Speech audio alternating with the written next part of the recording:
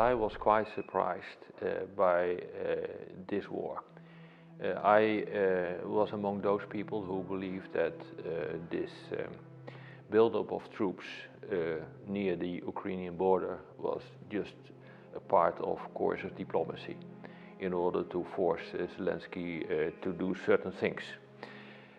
So I was really surprised because with 150 to 190,000 troops you simply cannot conquer a complete country. That is impossible. You can only have some limited results, and what the consequences are we see right now.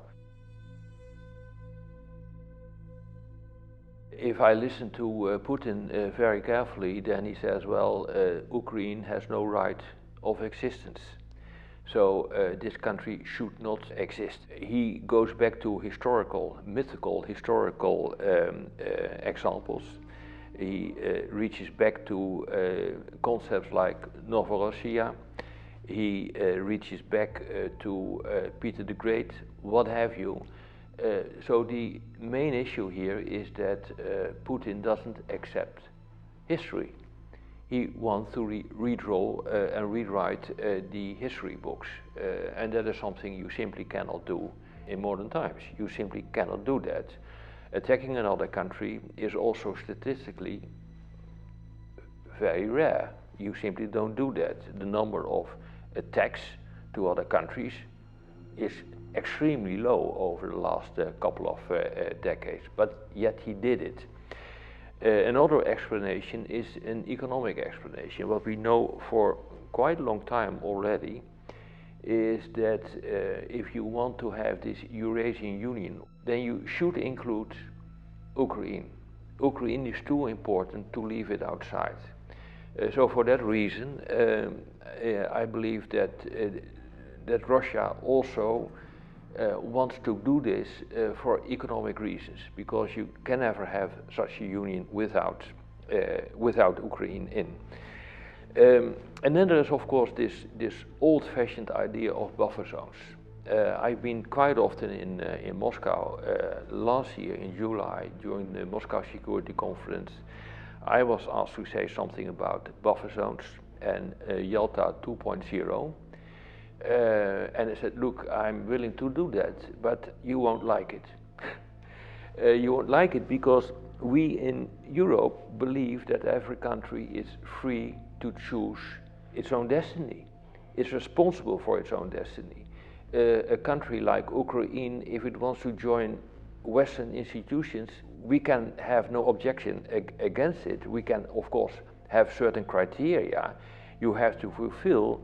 But on the other hand, they have to make a choice. It's not you who make the choice, it's not and it's not we who make the choice. And buffer zones that can be intellectually compelling, but it simply doesn't work anymore in modern times. So we had that discussion in Moscow, but it was already clear that the mood was changing. I go to this Moscow Security Conference every year. It's quite interesting listening to all the top leaders, usually including Putin. But this time the mood was completely different, and I wrote in my notebook, it is as if the Third World War is about to happen. So it was completely clear that something was going to happen with respect to Ukraine, and it really happened. So I couldn't predict how it worked out, but that something was about to happen was absolutely clear. There is a lot of anti-Western resentment in Russia. They don't trust NATO, they don't trust the European Union, they don't, well, basically they don't trust anything. This is of course not a justification for an attack on another country. I fully understand resentment. I fully understand resentment also in China towards the West, but this is not a reason to attack another country. If you do that, you place yourself on the wrong side of history. What I see in Russia is something that is maybe comparable to Italian fascism. Anti-democratic. It is anti-liberal ideas. It is in favor of a strong leader. So it has all the the elements, all the characteristics of Italian fascism, but there is no real ideology behind it. Its autocracy, and its aggressive autocracy, is not guided by a well-defined ideology, but it's a rather destructive way of dealing with the outside world. What the West is doing now is already much of a surprise for Putin, I think. He didn't expect it. The sanctions are unprecedented, the arms deliveries are unprecedented. The only thing we don't do is send ground troops to Ukraine. The European NATO allies now see what the results are of 30 years of neglect of your armed forces. We gave up all the fighting power we had, and not only in my country, but also, for example, in Germany, in Belgium, in France, but even in the UK. So we transformed our armed forces into armed forces for one specific task, and that is stabilization, peacekeeping operations outside the NATO area, and we kept a little bit for contingencies like Article 5. Our politics have always been there. People like me have made this argument time and again: don't neglect it, because this is how international politics work. The problem is that because of the power shifts in the world, we start to realize that this is still true. And remember that the Russian aggression against Ukraine, but as a matter of fact the Russian aggression against also the rest of the Western world, this is also part of this major shift that is taking place in geopolitics.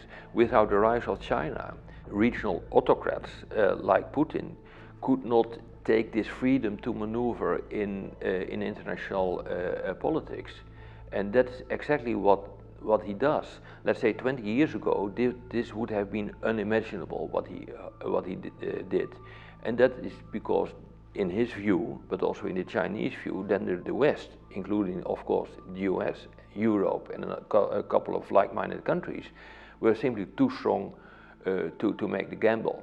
And now he gambled because he thought, well, I can win this war. And I think he gambled wrong in the end, but this is what happens if you have major power shifts in the world.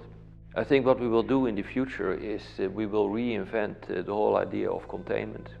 We will have no more discussions, at least not for the time being, about a European security order based on cooperation. We are not going to do that. What we will do is old-fashioned containment of Russia.